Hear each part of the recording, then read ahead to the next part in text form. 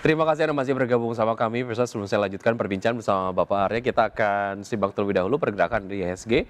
Di pembukaan sesi 1 hari ini, IHSG berada di zona hijau dengan penguatan 0,44% di level 8.431,395. 5 saham yang masuk ke dalam jajaran top gainers, di antaranya Goto, PJHB, Raja Aadi, NRCA.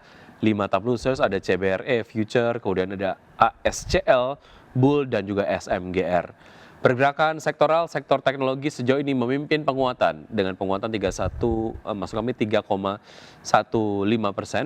Kemudian disusul oleh sektor properti, basic industries, dan juga transportasi. Sementara sektor-sektor yang mengalami pelemahan signifikan adalah sektor cyclical dan juga sektor kesehatan. Dan ini kemudian datanya akan terus bergerak tentu saja. Dan berikutnya kita akan simak data dari pembukaan bursa-bursa utama Asia di pagi hari ini. Ya, untuk Nikkei 225 dibuka menguat 0,92% di level 50.709.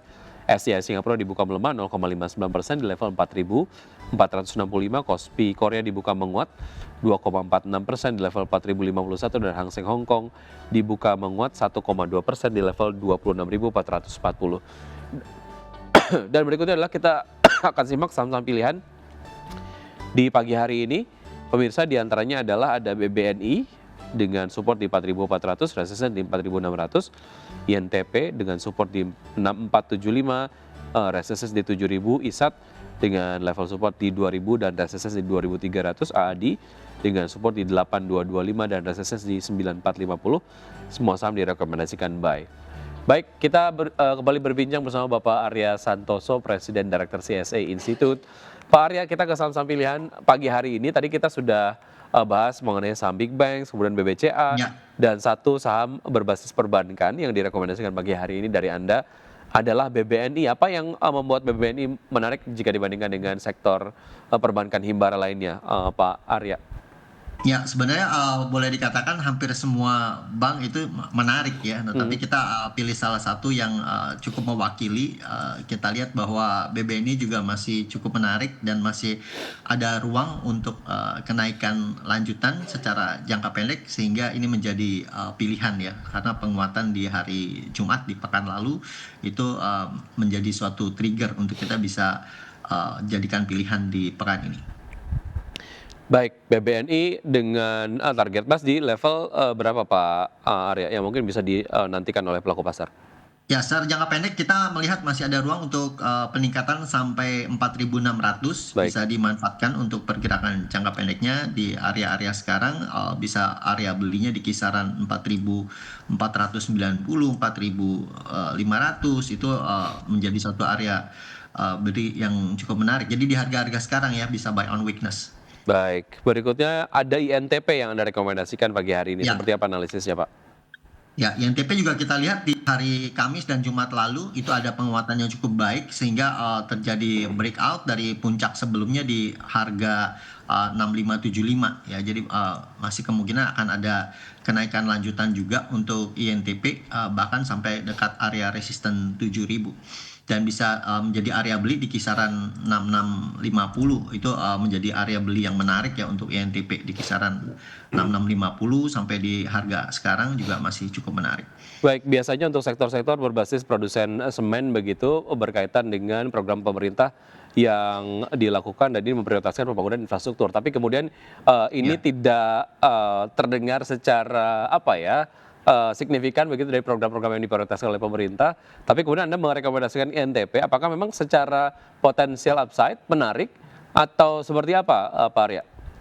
Ya, sementara kalau dibilang murah nggak murahnya memang nggak terlalu menarik ya secara murah atau nggak murahnya. Tapi kita melihat juga ada proyek pembangunan yang tetap sustain, kemudian Hmm, juga ada proyek-proyek perumahan yang juga memang ditekankan oleh pemerintah. Ya, jadi ini masih konsumsi untuk basic material seperti semen ini masih memiliki prospek yang berkelanjutan ya. Jadi oleh karena itu ada sentimen yang cukup baik juga, sehingga ada kenaikan dari pertengahan tahun ya. Jadi boleh dikatakan di bulan 7 sampai sekarang itu ada penguatan yang cukup baik ya, pergerakan untuk sektor ini juga.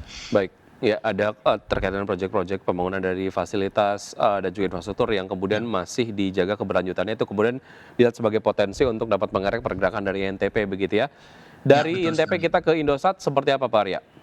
Ya, sektor ini juga masih tetap menarik ya, dan kita melihat bahwa bottoming-nya Indosat itu udah pelemahan harga itu sudah selesai di awal Oktober, dan kemudian cenderung ada peningkatan harga kembali, ada kenaikan kembali, sehingga di penutupan hari Jumat di pekan lalu, kenaikan Indosat juga boleh dikatakan cukup menarik ya untuk diperhatikan, dan kemungkinan berlanjut di pekan ini.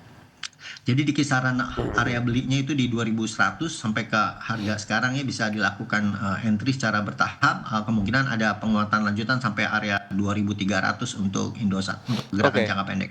Apa yang membuat Indosat lebih menarik dibandingkan dengan emiten di peersnya seperti Excel gitu misalnya, Pak Arya?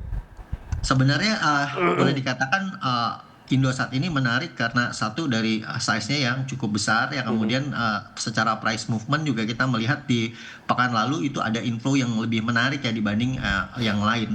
Sedangkan lebih dahulu leading itu di Telkom sudah terjadi lebih lebih dulu ya. Jadi sebenarnya dari sektor telekomunikasi itu menarik, Telkom dan Indosat sebenarnya sama-sama merupakan jadi pilihan utama untuk bisa para investor melihat ya untuk menjadi pilihan. Baik, dari ISAT kita ke AADI.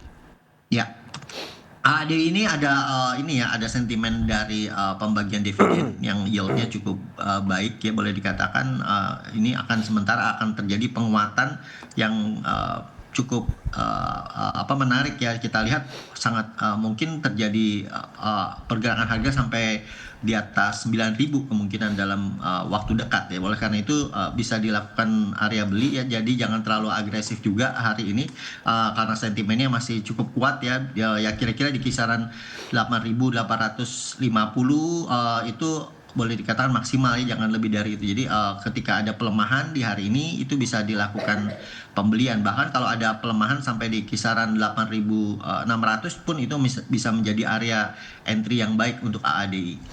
Oke, itu tadi beberapa saham-saham pilihan yang Anda rekomendasikan di pagi hari ini. Pak Arya, di antaranya adalah ada BBNI, INTP, ISAT, dan juga AADI. Baik, kita ke analisis pergerakan dari IHSG di pembukaan Ya. sesi 1 hari ini. Sejauh ini bergerak menguat, Pak Arya. Bagaimana proyeksi pergerakan IHSG hingga nanti sore?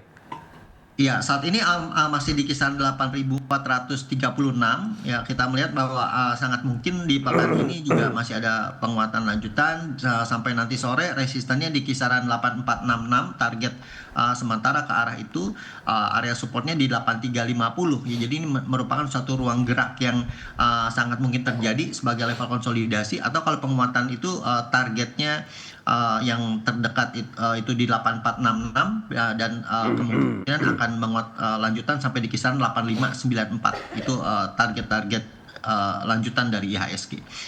Baik, itu tadi beberapa analisis terkait dengan saham-saham pilihan dan juga analisis pergerakan dari IHSG dan juga berbagai macam isu yang menjadi concern dari pelaku pasar. Semoga dapat menjadi referensi dan sumber informasi untuk pelaku pasar dapat menerapkan strategi investasinya. Namun keputusan investasi kembali ke tangan investor. Pak Arya, terima kasih sudah bergabung sama kami. Sukses selalu untuk Ya, Anda. Sampai makasih jumpa. Mas Sehat Yuki. selalu.